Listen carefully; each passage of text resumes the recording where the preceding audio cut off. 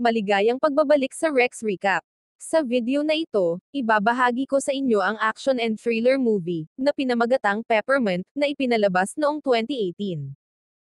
Nagsisimula ang pelikula sa isang babae na nagngangalang Riley na nakipag-away sa isang lalaki sa kotse. Binugbog niya ang lalaki, tinutukan niya ito ng baril, at tinanong kung naaalala ba niya siya. Pagkatapos niyang pahirapan ang lalaki, binaril niya ito sa ulo. Pagkatapos ng laban na iyon, naglakad siya patungo sa isang slum area at sumakay sa isang van para gamutin ang sugat sa kanyang hita. Matapos linisin at gamutin ang kanyang sugat, aksidente niyang nakita ang isang kahon ng paboritong chocolate cookies ng kanyang anak na agad na nagpaalala sa kanya ng isang insidente 5 taon na ang nakararaan. 5 taon na ang nakalipas, makikita natin si Riley at ang kanyang anak na si Carly na namimili ng mga grocery. Isa sa mga binili nila ay ang paboritong chocolate cookies ni Carly. Nang pauwi na sila, hinarap sila ng isang ginang na nagngangalang Peg at ng kanyang anak. Naiinis si Peg dahil kinuha ni Riley ang parking space niya. Nagsorry naman si Riley at umalis kasama si Carly pauwi dahil birthday ni Carly. Sa ibang lugar, ang asawa ni Riley na si Chris ay nagtatrabaho sa isang mechanic shop. Maya-maya, sinalubong siya ni na Riley at Carly. Humingi ng tulong sa kanya si Riley sa paghahanda ng birthday party ni Carly, na gaganapin sa gabi dahil wala siyang maitutulong dahil kailangan niyang magtrabaho.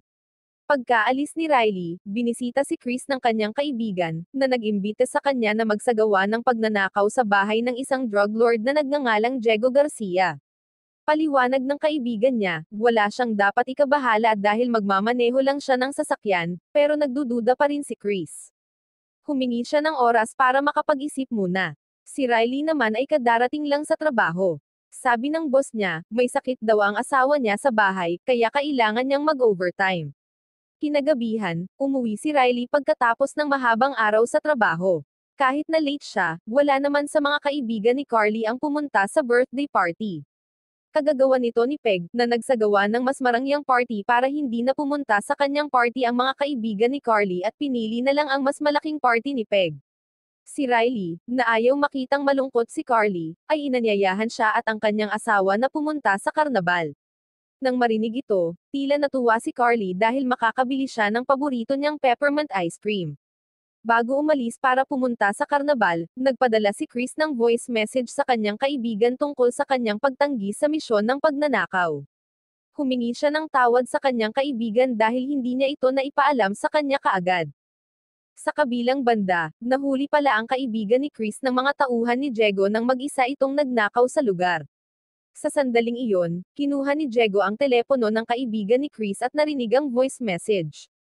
Nang marinig iyon, agad niyang inutusan ang 3 niyang tauhan na tapusin ang pamilya ni Chris. Pagkatapos noon, walang pag-aalinlangan, pinatay niya ang kaibigan ni Chris. Si Chris, Riley, at Carly ay nakitang nagsasaya sa karnabal. Sabay silang nagpa-picture at bumili ng paboritong peppermint ice cream ni Carly. Kasabay nito, naroon ang 3 tauhan ni Diego para tapusin sila. Nang si Chris at ang kanyang pamilya ay naglalakad patungo sa kotse, pinaputukan sila ng 3 armadong lalaki, na ikinamatay ni na Carly at Chris habang nasugatan si Riley. She held a love so pure deep in her chest. Now her heart's been shattered, laid to rest. Tears on the pavement, pain in her stride. They took her world, now there's nowhere to hide. Agad namang dumating ang mga pulis para imbestigahan ang pinangyarihan ng krimen. Mariing kinundena ng isang detective na humahawak sa kaso na nagngangalang Stan ang insidenteng ito, kung isasaalang-alang na ang isa sa mga biktima ay isang bata. Sa trahedyang ito, namatay kaagad sina Chris at Carly, habang si Riley ay nakomo. Ang kasamahan ni Stan, si Moises, ay labis ding nag-aalala tungkol sa kaso. Pagkalipas ng 1 buwan, sa wakas ay nagising si Riley mula sa kanyang pagkawala ng malay at binisita siya ni Stan. Kaagad pagkatapos, ipinaalam sa kanya ni Stan na inaresto ng pulisya ang mga individual na pinaghihinalaang mga salarin. Hiniling niya sa kanya na alalahanin ang mga mukha ng mga umaatake. Kinumpirma ni Riley na mayroong 3 salarin at sinabing natatandaan niya ang kanilang mga mukha. Gayunpaman, nalilito siya kung bakit nila siya inatake at ang kanyang pamilya. Ipinaliwanag ni Stan na malamang na nangyari ang insidente dahil nagplano si Chris na pagnakawan ang bahay ng isang drug lord na nagngangalang Diego Garcia. Natuklasan ito ng pulisya mula sa isang voice message na natagpuan sa cellphone ni Chris sa pinangyarihan ng krimen. Sa kasamaang palad, hindi agad maakusahan ng pulisya si Diego bilang mastermind dahil kulang sila ng sapat na ebidensya. Bukod pa rito, si Diego ay may hindi kilalang impormante sa loob ng puwersa ng pulisya at malakas na suporta, na nagpapahirap sa kanya na kasuhan. Long story short, nakabawi na si Riley. Pagkatapos ay sinabihan siya ni Stan na kilalanin ang mga salarin na bumaril sa kanyang pamilya. Itinuro ni Riley ang tatlong lalaki, at nakumpirma na sila nga ay mga tauhan ni Diego. Nang maglaon, nilapitan ni Moises si Stan at binalaan siya na huwag masyadong ambisyoso sa paghabol kay Diego, na binigyang diin na si Diego ay hindi kung sino-sino kundi ang pinakamalupit na drug lord sa Amerika. Bago pa man ang insidenteng ito, napakaraming ulat na ang lumabas na ang sinumang pulis na mga ngahas na kalabanin si Diego ay makakatagpo ng isang kakilakilabot na wakas.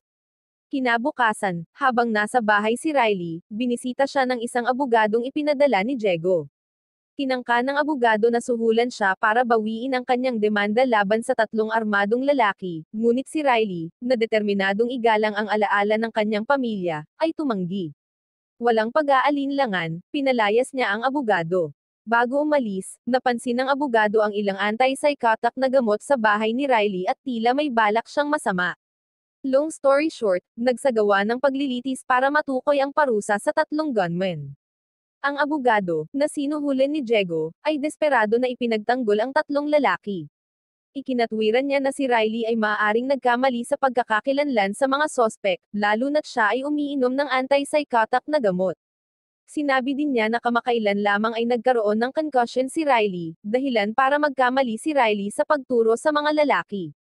Ang hukom, na nasuhulan din ni Diego, ay ibinasura ang mga paratang laban sa tatlong lalaki, na binanggit ang kakulangan ng ebidensya. Nang makitang pinaglaruan lang siya ng hustisya, nawalan ng kontrol si Riley at nagalit na naging dahilan upang pigilan siya ng mga pulis. Ang hukom, na naiinis sa pag-uugali ni Riley, ay nag-utos sa pulisya na dalhin siya sa isang mental hospital. Gayunpaman, habang nasa ambulansya, inatake ni Riley ang mga opisyal at nagawang makatakas. Pagkalipas ng 5 taon, naghanda si Riley ng mga armas na nagpaplanong hanapin ang mga salarin para mabigyan ng hustisya ang kanyang pamilya. Samantala, sina Stan at Moises ay nag-iimbestiga sa pinangyarihan ng isang pagpatay sa karnabal. Natuklasan nila na ang mga biktima ay ang parehong tatlong lalaki na pumatay sa pamilya ni Riley. Natural, hinala agad nila na si Riley ang pumatay sa tatlong lalaki. Kasabay nito, sa opisina ng FBI, isang ahente na nagngangalang Licia ay nagtatrabaho upang imbestigahan ang isang kaso na kinasasangkutan ng mga ninakaw na armas ng militar. Hindi nagtagal, ipinaalam sa kanya ng isa sa kanyang mga kasamahan na ang may kagagawa ng pagnanakaw ng armas ay isang babae. Napag-alaman na ang may kagagawa ng kaso ng ninakaw na armas ng militar ay walang iba kundi si Riley, na nakunan sa CCTV. Nang matuklasan ito, agad na kinontak ni Licia sina Stan at Moises para magsagawa ng pagpupulong. Samantala, pinahirapan naman ni Riley ang judge na dati nang nasuhulan ni Diego. Kinundena niya ang katiwalian, ipinahayag na dapat ikahiya ng bansa ang pagkakaroon ng isang hukom na ipinagpalit ang hustisya sa pera. Sinabi rin ni Riley na ang naturang hukom ay karapat-dapat nakatayin. Bago umalis, isiniwalat niya na nagtanim siya ng bomba sa bahay, at nang umalis na siya, pinasabog niya ito, na ikinamatay ng hukom sa loob. Nagpulong ang FBI at mga police detective para talakayin si Riley. Ipinaliwanag ni Licia na sa nakalipas na ilang taon, si Riley ay nagdulot ng malaking kaguluhan, kabilang ang pagnanakaw sa isang bangko at pagtakas sa Europa. Sa Europe, lumilitaw na si Riley ay nagsanay ng gusto sa martial arts, na pinatunayan ng footage ng kanyang pagsali sa mga laban sa MMA, na nagsasaad na naghahanda siya para sa kanyang paghihiganti. Ang pakikilahok ng FBI ay kinakailangan dahil si Riley ay nahuli rin na nagnanakaw ng mga sandata ng militar.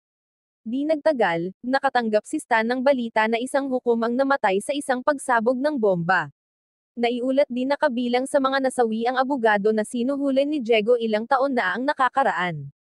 Kasabay nito, si Diego, ang drug lord, ay nasa isang pulong kasama ang kanyang mga kasamahan sa kartel, tinatalakay ang kanilang mga droga na biglang nawala. Ang isa sa kanyang mga kasamahan, na halatang naiirita, ay humiling na malaman kung sino ang nasa likod ng pagnanakaw. Di nagtagal, ipinaalam sa kanya ng mga tauhan ni Diego ang tungkol sa pagkamatay ng hukom, abogado, at 15 sa kanilang mga miyembro. Iniulat din nila na ang salarin ay si Riley. Galit na galit, nagpasya si Diego na maglagay ng pabuya sa ulo ni Riley. Kinabukasan, pinuntirya ni Riley ang isa sa mga operasyon ng money laundering ni Diego, na nagbalat kayo bilang isang taong walang tirahan. Habang papalapit siya, hinarang siya ng 2 tauhan ni Diego na nagbabantay sa pasukan. Sinasamantala ang kanilang pagkagambala, pinatay silang 2 ni Riley. Matapos alisin ang mga gwardya, pumasok siya sa gusali at naglunsad ng matinding pag-atake sa lahat ng nasa loob.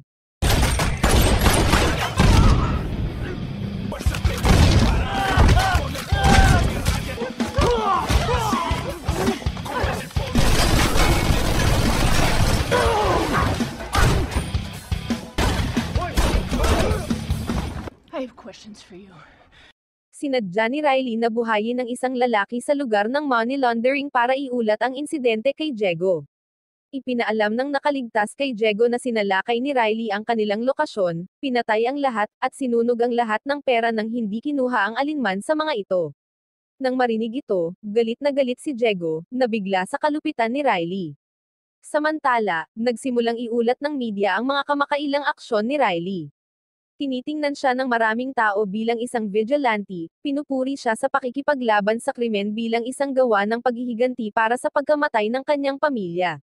Ang damdamin ng publiko ay sumusuporta kay Riley, na nakikita siya bilang isang taong nagtataguyod ng katarungan sa pamamagitan ng pag-ubos sa mga kriminal. Inaasahan ang susunod na hakbang ni Riley, hinuhulaan ni Diego na aatakehin ni Riley ang kanilang bodega. Inutusan niya ang 2 sa kanyang mga tauhan na magtanim ng bomba doon para matrap at mamatay siya pagdating niya sa bodega. Kasabay nito, nagtrabaho sina Lizeth Stan, at isang FBI IT specialist upang subaybayan ang kinaroroonan ni Riley. Naghinala ang IT expert na nagtatago siya sa mga slums, isang lokasyon na walang nakitang krimen sa loob ng mahigit 3 buwan, sa kabila ng dati itong sentro ng mga ilegal na aktibidad. Ang timeline na ito ay kasabay ng pagbabalik ni Riley sa Amerika, na nagpapatunay na naroon nga si Riley. Itinuro din niya ang napakalaking suporta na natatanggap ni Riley sa social media, kung saan maraming mga netizen ang pumupuri sa kanya dahil sa pag-alis niya sa mga kriminal. Naintriga, nagpasya si Lise na siyasatin ang mga slums mismo, umaasa na mahanap si Riley. Sa pagdating, sinabi sa kanya ng isang lokal na lalaki na walang krimen na naganap sa lugar mula nang dumating ang isang anghel upang protektahan sila. Nang makakita ng drawing sa dingding, mas naniwala si Lise na ang tinaguriang anghel ay si Riley. Samantala, napatunayang tumpak ang hula ni Diego nang dumating si Riley sa kanyang bodega. Gayunpaman, sa pagpasok, nakita niya ang lugar na walang tao, at kaagad niyang napagtanto na ito ay isang bitag. Sa labas ng bodega, pinasabog ng 2 tauhan ni Diego ang bomba at umalis na nagulat kay Diego na patay na si Riley. Si Diego, sa sobrang tuwa, ay nangako na gagantimpalaan sila sa kanilang tagumpay. Gayunpaman, nakaligtas si Riley sa pamamagitan ng pagtakas sa isang manhole bago ang pagsabog. Nasaksihan niya ang pag-alis ng 2 lalaki at hinabol sila, pinahinto ang kanilang sasakyan at pinatay silang 2. Gamit ang ninakaw na sasakyan, pinasok ni Riley ang bahay ni Diego, inalis ang ilang bantay.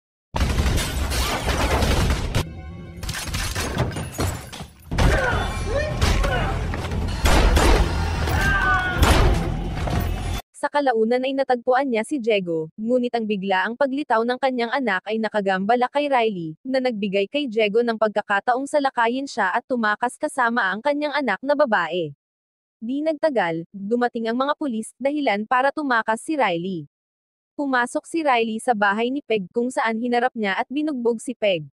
Nang magkamalay si Peg, nakatali siya sa isang upuan habang ginagamot ni Riley ang sugat niya sa tiyan. Si Peg, kahit wala nang magawa, mapang-asar pa rin na hinarap si Riley hanggang sa itinutok ni Riley ang baril sa ulo niya, na ikinatakot ni Peg hanggang sa makaihi siya sa kanyang damit. Bago umalis, sinabi ni Riley na naglagay siya ng bomba sa bahay para lalo pang takutin si Peg. Samantala, nakipagkita si Stan kay Lise sa slum. Natuklasan ni Lise ang isang itim na van na naglalaman ng mga sandata ng militar at kumbinsido siya na ito ay kay Riley. Iminungkahi niyang magtago at maghintay sa pagbabalik ni Riley, na nagbabalak na hulihin siya ng buhay. Naniniwala si Lise na makakapagbigay si Riley ng mahalagang ebidensya para ilantad ang mga krimen ni Diego. Gayunpaman, hindi inaasahang binaril ni Stan si Lisa, na inihayag ang kanyang sarili bilang impormante ni Diego sa loob ng puwersa ng pulisya. Pagkatapos ay nakipag-ugnayan siya kay Diego, na ibinigay ang lokasyon ng hideout ni Riley. Si Diego, na galit, ay inutusan ang lahat ng kanyang natitirang mga tauhan na salakayin ang lokasyon. Si Riley, na hindi alam na nalaman na ang kanyang hideout, ay bumalik sa slum sa pamamagitan ng pagdaan sa likuran. Dahil sa pagod at sa paglala ng sugat sa tiyan, naghanap siya ng pansamantalang kanlungan sa isang bodega para doon magpahinga. Dumating si Diego at ang kanyang mga tauhan sa slum at agad na naghiwa-hiwalay para hanapin si Riley. Samantala, si Riley, na mahina at sugatan, ay nakakita ng pangitain ng kanyang yumaong anak na babae na humihimok sa kanya na bumangon at magpatuloy sa pakikipaglaban. Sa pagbabalik ng kanyang lakas, napagtanto niyang papalapit na ang mga tauhan ni Diego at nagawa niyang maalis ang ilan sa kanila habang sinusubukan nilang pumasok sa bodega.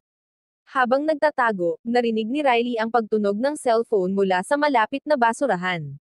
Sa pagsisiyasat, natuklasan niya ang itinapon na katawan ni Licia at kinuha ang kanyang cellphone. Nagpasya si Riley na gamitin ang telepono para i-livestream ang kanyang mensahe sa mundo. Sa broadcast, inilantad niya ang pagtraidor ni Stan at ang pakikipagsabuatan nito kay Diego, na nanawagan sa pulisya at media na pumunta sa slum.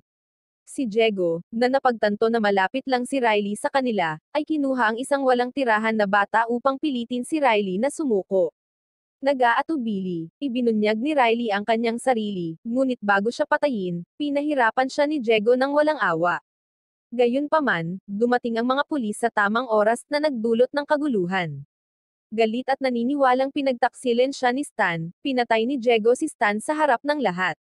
Sa pagsisikap na makatakas, si Diego ay na-corner ni Riley, at sa kabila ng pagsusumamo ni Moises para pigilan si Riley, ay binaril pa rin niya si Diego. Habang sinusubukang hulihin siya ni Moises, tumakas si Riley sa kabila ng kanyang matinding pinsala. Hinabol siya ng mga pulis, ngunit nakialam si Moises na sinasabing alam niya kung saan siya patungo. Kinaumagahan, natagpuan ni Moises si Riley sa libingan ng kanyang pamilya, duguan at pagod na pagod sa harap ng lapida ng kanyang anak. Nang makita niya ang kalagayan ni Riley, tumawag si Moises ng ambulansya at tiniyak na makakatanggap si Riley ng maayos na paggamot. Iniulat ng media si Riley bilang isang bayani, dahil ang ilan ay pumupuri sa kanya bilang isang bayani para sa pagbuwag sa isang mapanganib na kartel ng droga, paglalantad ng katiwalian, at paghihiganti sa kanyang pamilya. Habang ang batas ay inakusahan siya bilang kriminal. Sa legal na paraan, kinasuhan siya ng multiple murder. Makalipas ang isang linggo, binisita ni Moises si Riley sa ospital kung saan siya ay nakaposa sa kanyang kama. Pinuri niya ito para sa kanyang katapangan at sa epekto ng kanyang mga aksyon, na kinikilala na naalis niya sa mundo ang maraming masasamang indibidwal at inilantad ang sistematikong katiwalian. Bago umalis, tahimik niyang ibinigay kay Riley ang susi sa kanyang posas, sa paniniwalang hindi siya karapat-dapat na makulong. Sa isang mahinang ngiti, hinawakan ni Riley ang susi, pinag-iisipan ang susunod niyang gagawin, habang pinagtatalunan ng mundo kung siya ay isang kriminal o isang vigilante na bayani. Wow naman! Doon nagtatapos ang pelikula mga idolo, salamat sa inyong panonood.